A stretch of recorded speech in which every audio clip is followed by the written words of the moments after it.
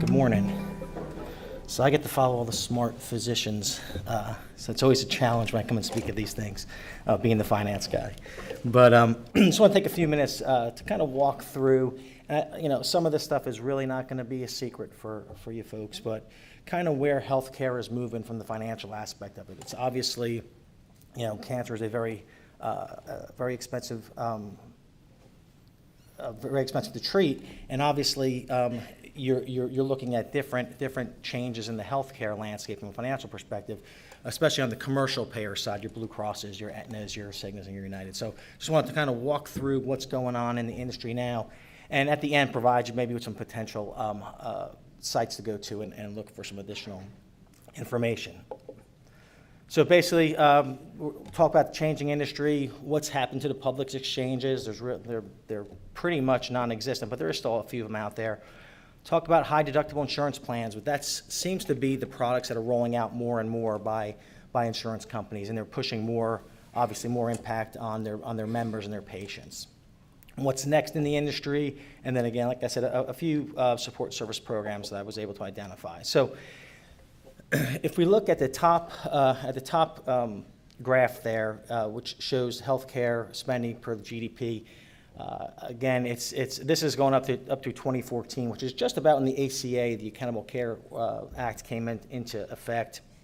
So you saw maybe a slight dip in 15, but it started rising again in 16. So again, from a national perspective and from the insurance plans perspective, they focus solely on those driving costs, those higher costs, typically due to an aging population. So we've got our baby boomers have now transitioned over into Medicare age and so on and so forth. So you've got a much higher aging population, which is typically when you're going to see a majority of your healthcare services. So costs are being driven up. So what payers are doing, or insurance companies are doing, is they're looking at establishing policies that are going to reduce costs on their end, and also look for quality initiatives as well. So what they're doing is they're starting to transfer a lot of those costs to their members through high deductible health plans. And we'll talk a little bit about that in just a second. The bottom graph, I think, is really telling. It's kind of small, so you guys probably can't see as well, but down in the lower section there's basically wages, how wages have grown from 2010 to 2015. And you can see it's relatively flat. The larger blue line up there is the increase in deductibles, so how deductibles have grown. So the money that you, the patient, is responsible for paying for your health care is a significant delta between wages and where deductibles have been moving along. So the public exchanges I mentioned earlier before and said that they're really pretty much non-existent. You do have some smaller companies like the Molinas of the world and some other companies that are still in the exchanges. Actually, Blue Cross Blue Shield of Texas still has an exchange product as well. Most of the national carriers, Aetna, Cigna, Humana, and United, have gotten out of the business altogether. And so it's really unfortunate. Because in theory, I think the ACA was a fantastic program to put in place, which truly was going to manage costs a little bit better. I think what happened was, in theory, it was well thought out, but some of the actual specifics of how we're going to get there maybe weren't thought out to the standpoint where we needed to. This is just my personal opinion. I actually worked for United before I came to work here a couple years ago.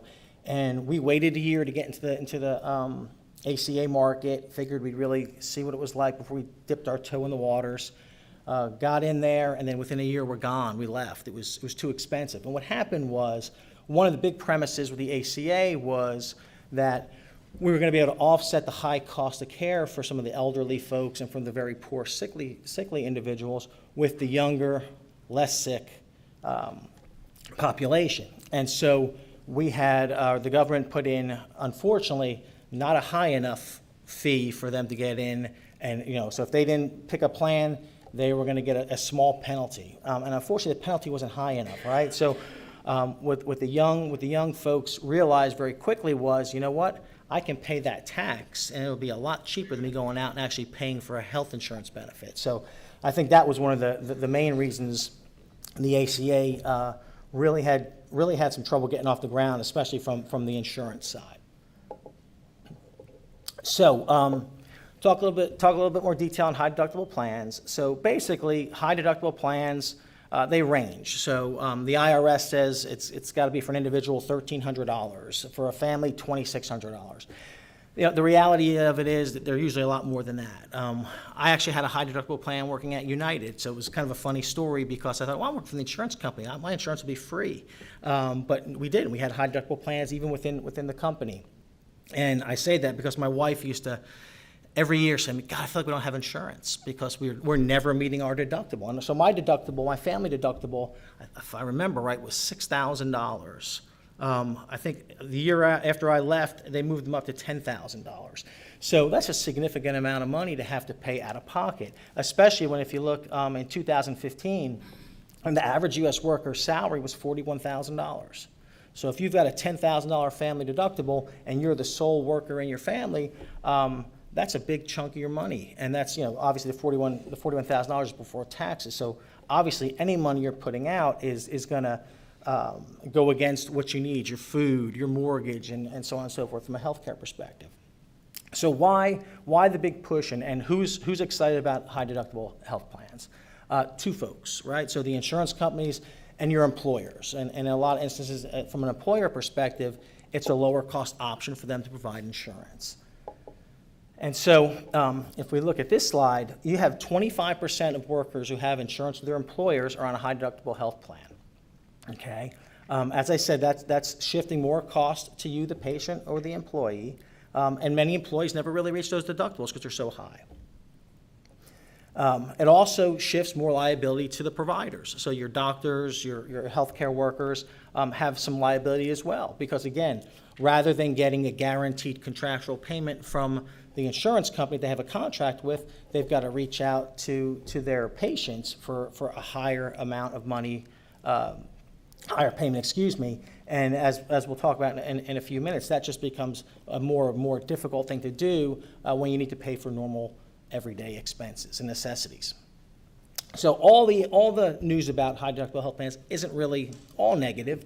There are some good things that come from it in the sense that they are showing that they're reducing some healthcare costs and care, and we're going to talk about that now, and I'm going to talk about it in two ways. So one being the good from the standpoint of the reduction of cost, and then in the next slide we'll talk a little bit more about how that may be negatively affecting society and patients in foregoing that care. So what we are seeing from a care reduction or expense reduction perspective, is you've got a reduction in doctor visits and at ED spending. So some of that's good because I remember when my kids were first born, if my kids had the sniffles, my wife would take them to the pediatrician, right? So we were incurring costs that probably we didn't need to do. So you're seeing some of that happening because people are trying to watch their dollars a little bit more.